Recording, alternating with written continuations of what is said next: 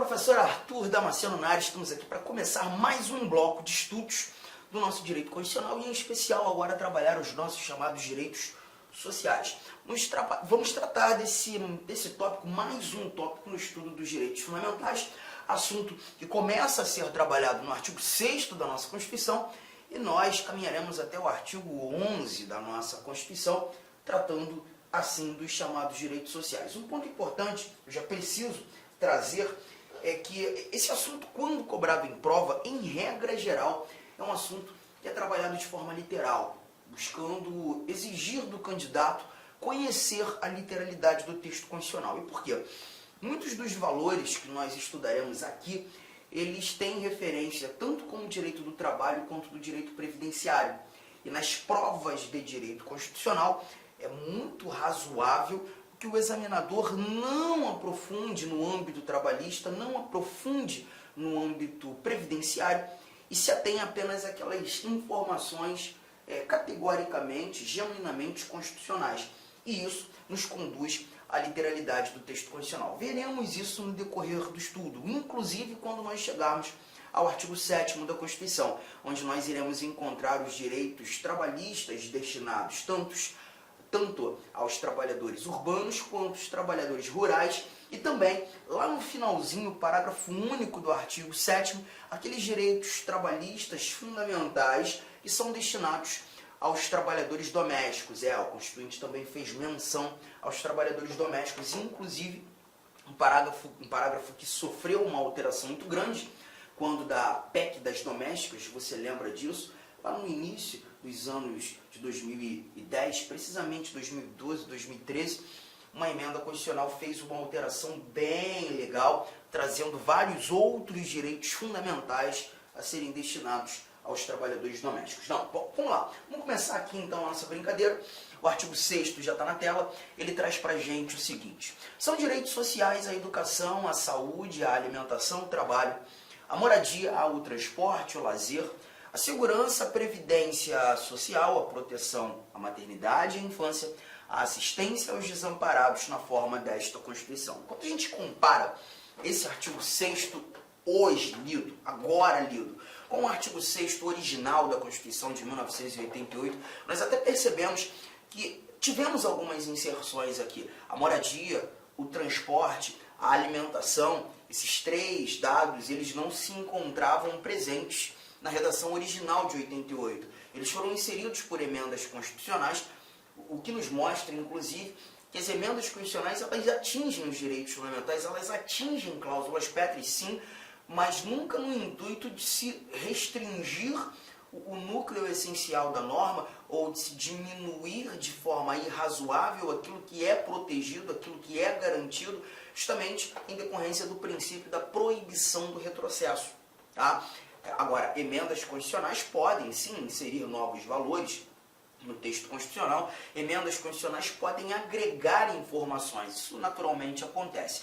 E o artigo 6º traz muitos direitos sociais em espécie. Aqui nós estamos examinando os chamados direitos sociais em espécie. E quando nós falamos dos direitos sociais em espécie, é levar em consideração que aqui importantíssimo decorarmos todos esses dados aqui apresentados. Bom, muita coisa, né? E aí a gente já traz aquela nossa telinha em branco para esquematizar uma mnemônica para facilitar a sua memorização. Você vai lembrar daqueles três amigos lá de antigamente, né? Que a gente muitas vezes, quando aquele ambiente nostálgico, né? A gente fica pensando, caramba, como é que deve estar o Edu? Como é que deve estar o Saul? Como é que está o Assis, hein? Aqueles meus três amigos de infância. Pois é, esses três nomes, gente. O Edu, o Saul e o Assis. Eu quero que você guarde esses três nomes. E lembrar que o Edu mora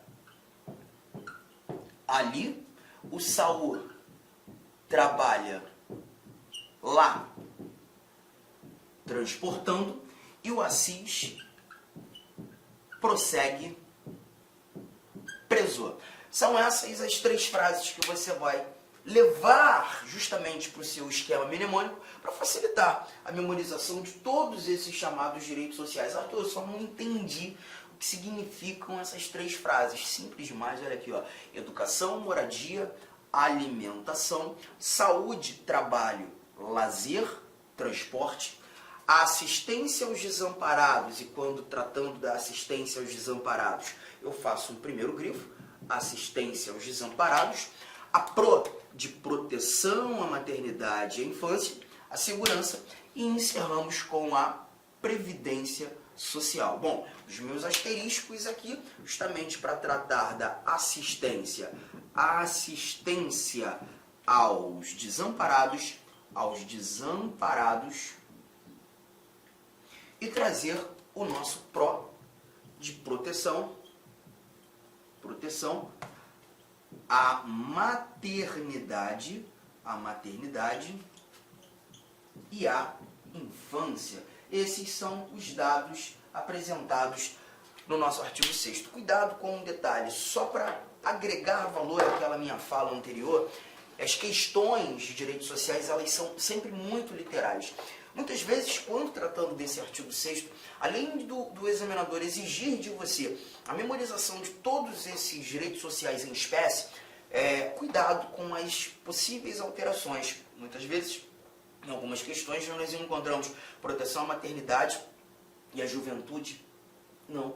Perceba que estamos tratando da proteção à maternidade e à infância. Então, são esses dados que você precisa ficar esperto. Isso aqui é um problema para muita gente, mas eu sei que esse problema deixa de sê-lo a partir do momento que a gente faz esse esquema. O Edu mora ali, o Saul trabalha lá transportando e o Assis prossegue preso. Educação, moradia, alimentação, saúde, trabalho, lazer, transporte, assistência aos desamparados, a proteção à maternidade e à infância, a segurança e a previdência social. Tudo bem? Tranquilo? Printou? Print, porque agora a gente vai fazer, né, a análise mais uma vez desse nosso artigo 6º, a leitura que ele nos apresenta. Olha o que temos aqui, o artigo 6º, apresentando para a gente o seguinte, cadê você? São direitos sociais, a educação, a saúde, a alimentação, o trabalho, a moradia, o transporte, o lazer, a segurança, a previdência social, a proteção à maternidade e à infância, assistência aos desamparados na forma desta Constituição. Legal. Eu só vou te pedir também para tomar cuidado com uma coisa. Tanto a moradia quanto o transporte e a alimentação, esses meus 3 grifos, são direitos sociais em espécie que não foram apresentados pelo Constituinte originário. Eles foram inseridos nesse nosso artigo 6º por emenda constitucional. E quando nós temos as inserções desses 3 dados no artigo 6º, isso aqui agrega valor àquilo que já conversamos no artigo 5º da Constituição, quando discutindo a possibilidade das emendas constitucionais irem ao encontro daqueles dispositivos que se apresentam como cláusulas pétreas. Bom, o Supremo Tribunal Federal já concluiu, né, que os direitos fundamentais, e não apenas os direitos e garantias individuais, mas todo o grupo, todo o bloco de direitos fundamentais deve ser visto como cláusula pétrea. As cláusulas pétreas, elas só não podem ter em seus núcleos essenciais restringidos por emenda constitucional. O núcleo essencial diminuído ou até mesmo abolido, mas uma emenda constitucional que tenha a pretensão de incluir valores, de dar mais protetividade às normas, inclusive aquelas que versam sobre direitos fundamentais, é sempre de bom grado, sempre de bom grado. Então nós temos aqui 3 dados inseridos por emenda, agregando valor e afastando a ideia do princípio da proibição ao retrocesso. Não seria possível retirar pela proibição do retrocesso, mas incluir sem problema algum. Aqui no nosso próximo parágrafo único, nós encontramos uma informação também recente, incluído pela emenda constitucional 114 de 2021, finalzinho do ano, 2021, precisamente dezembro daquele ano. E a informação que nós temos nesse parágrafo único diz respeito a uma questão assistencial, está relacionado ao direito previdenciário, está relacionado à seguridade social. Todo brasileiro em situação de vulnerabilidade social terá direito a uma renda básica familiar, garantida pelo poder público em programa permanente de transferência de renda, cujas normas e requisitos de acesso serão determinados em lei. observada a legislação fiscal e orçamentária. Então a gente lembra que, quando tratando da Seguridade Social, a Seguridade Social, ela na realidade apresenta para a gente três pernas, tanto a saúde, quanto a previdência social e a assistência social. Lembrar, e vou trazer dados apenas relacionados à assistência social, a assistência social ela não exige uma contraprestação.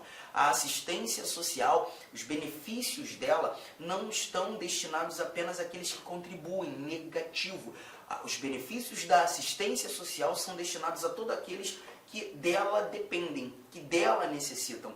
Engraçado, a Constituição, no âmbito dos direitos fundamentais, não falava tanto sobre a assistência social. Esse parágrafo único vem justamente resolver essa omissão, dizendo que todo brasileiro em situação de vulnerabilidade, ele terá, sim, a garantia de um benefício assistencial. O direito a uma renda básica familiar deve ser garantida pelo poder público. Hoje nós temos esse dado efetivando a ideia, né, daquela questão de se tratar diferentes, que são diferentes, da tal da igualdade material. A lei precisa desigualar os desiguais na medida de suas desigualdades. Tratamento diferenciado para quem precisa ser tratado de maneira diferente.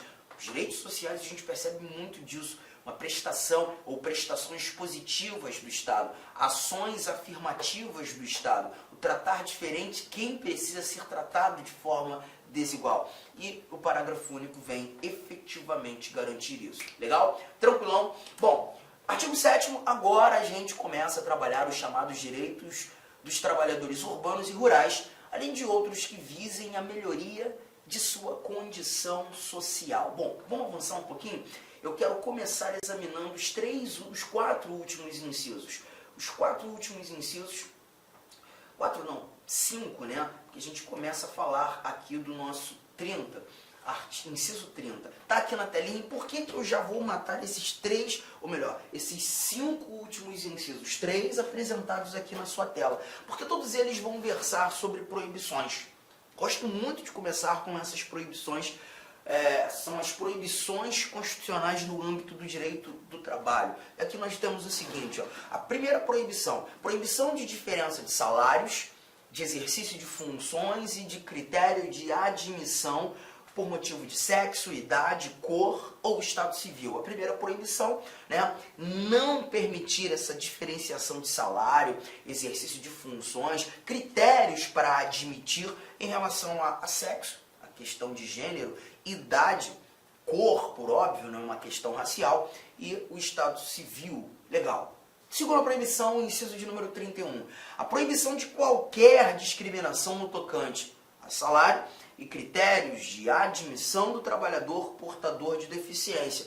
O que é literalmente plausível, literalmente razoável, né? Dar tratamento igual àqueles que são portadores de necessidades especiais. 32. Proibição de distinção entre trabalho manual, técnico, intelectual ou entre os profissionais respectivos. E aqui a ideia de não distinguir, de proibir a distinção, é de não dar maior privilégio para um, menor privilégio para outro. Todos devem ser tratados de forma idêntica. Legal?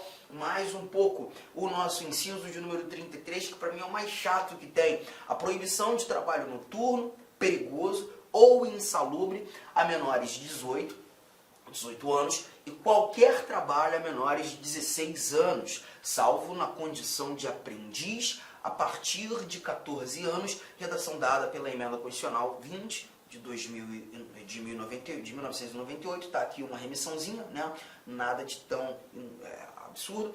E o nosso inciso 34 encerra trazendo a igualdade de direitos entre o trabalhador com vínculo empregatício permanente e o trabalhador avulso. A gente verifica muito disso, né, em final de ano, por exemplo, quando nós temos aqueles trabalhos temporários, né, que serão exercidos por trabalhadores, muitas vezes em lojas, em estabelecimentos comerciais, né, ele já é contratado para atuar durante um período certo, e aí a gente tem uma exigência de igualdade, né? Uma vedação, uma proibição de distinção entre o trabalhador com vínculo empregatício permanente e o trabalhador avulso.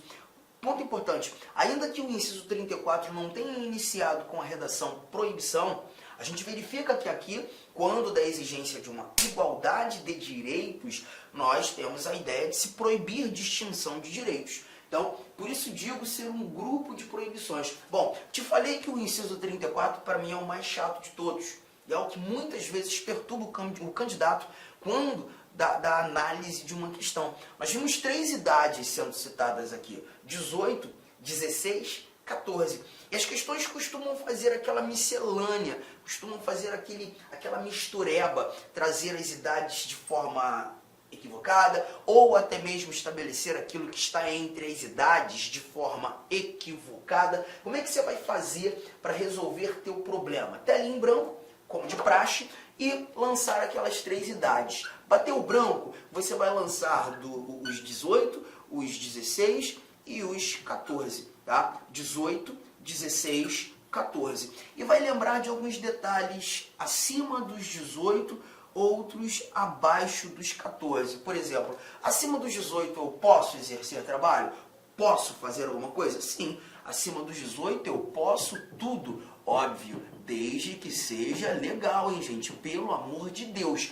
Abaixo dos 14, posso algo? Não posso nada. Devo apenas estudar. Tá? E aí eu estou lançando aqui. Tua preocupação vai ser os dados que nós inseriremos entre os 16, 18 e os 14, 16.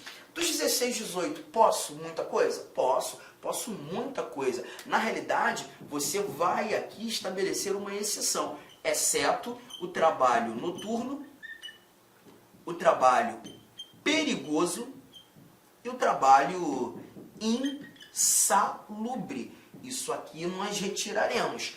E dos 14 aos 16, você vai lembrar de um apenas, porque dos 14 aos 16, a única possibilidade é o trabalho, o exercício de menor aprendiz. E esses são os dados, um esqueminha rápido que você monta justamente para evitar qualquer tipo de problema nesse contexto. Acima dos 18 eu posso tudo, abaixo dos 14 eu não posso nada. Dos 14 aos 16 apenas aprendiz, dos 16 aos 18 eu posso quase tudo, exceto quando verificando trabalho noturno, trabalho perigoso e o trabalho insalubre.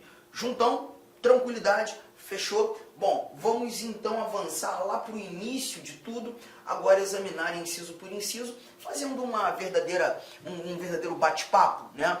E levando em consideração aqueles dados importantes e devem ser grifados no nosso material. Como te disse, gente, as questões de direitos sociais, inclusive quando examinando esse artigo 7º, elas são muito literais, muito literais. E aqui, inevitavelmente, nós tomaremos um cuidado de não enveredarmos para o estudo do direito do trabalho, que não será exigido no âmbito do direito constitucional. Se você está se preparando para um concurso que traga a exigência do estudo do direito do trabalho, do direito processual do trabalho, outros 500.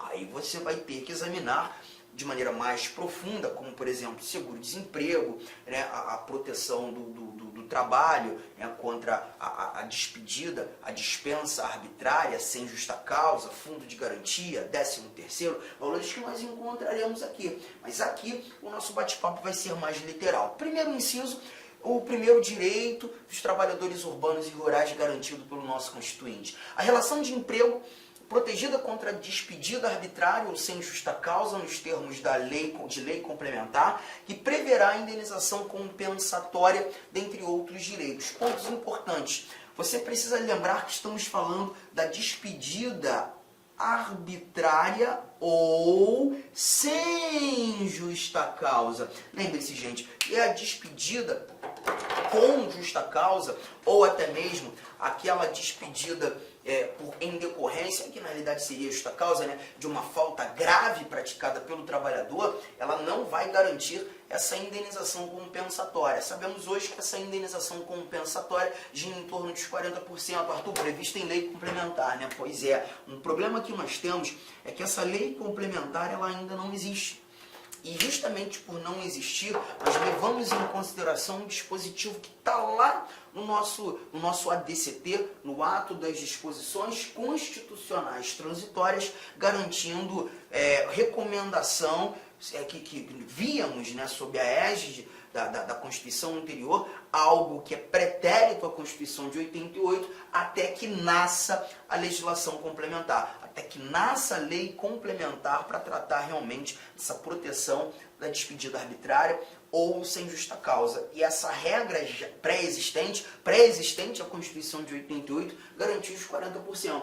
E é o que nós temos aqui, essa indenização compensatória. Legal? Até então, até o nascer da lei, nós ainda utilizaremos essas regras.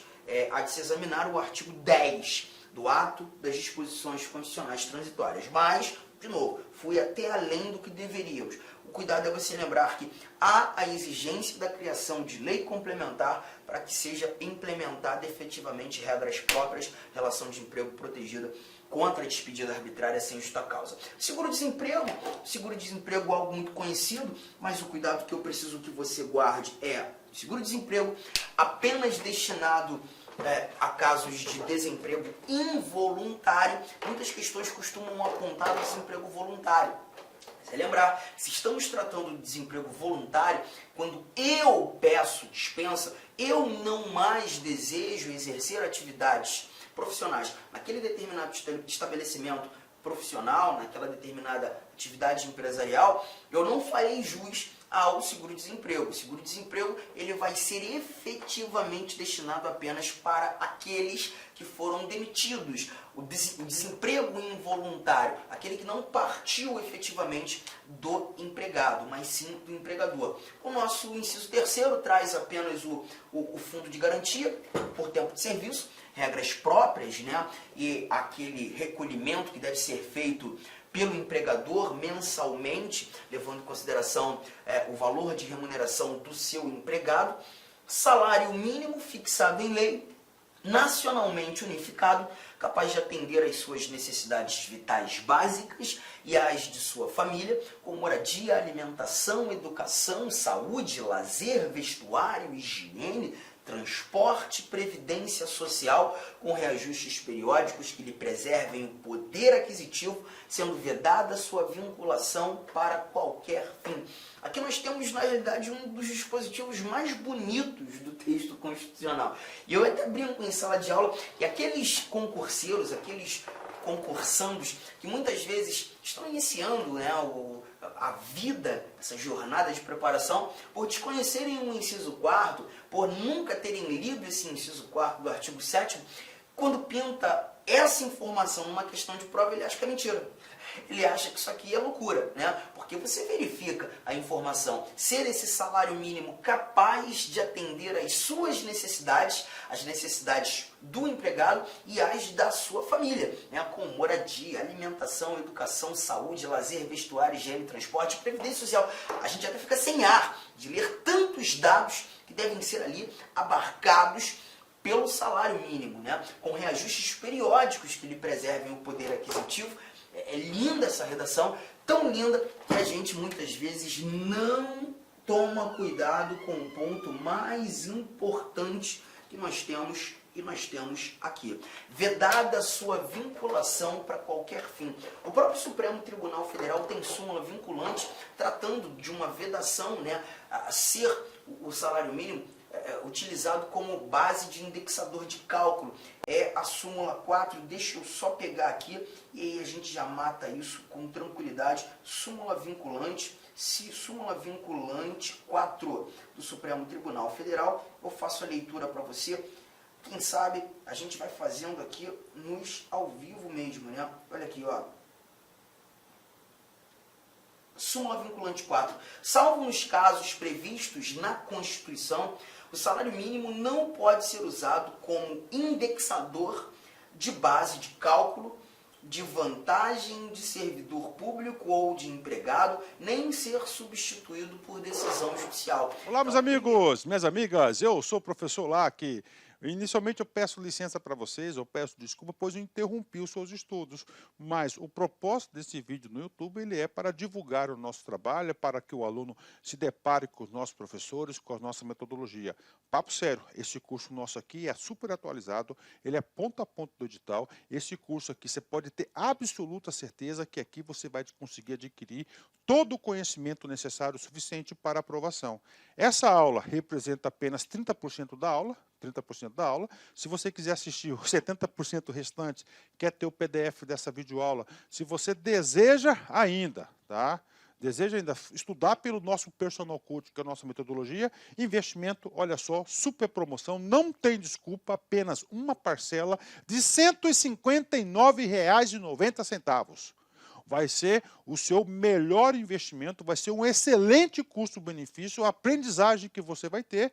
E, como disse, aqui tem um conteúdo necessário para que você seja aprovado no concurso do Tribunal de Justiça do Estado de São Paulo para o cargo de oficial de justiça. Então, eu espero vocês aqui na live. Valeu! Tchau, tchau!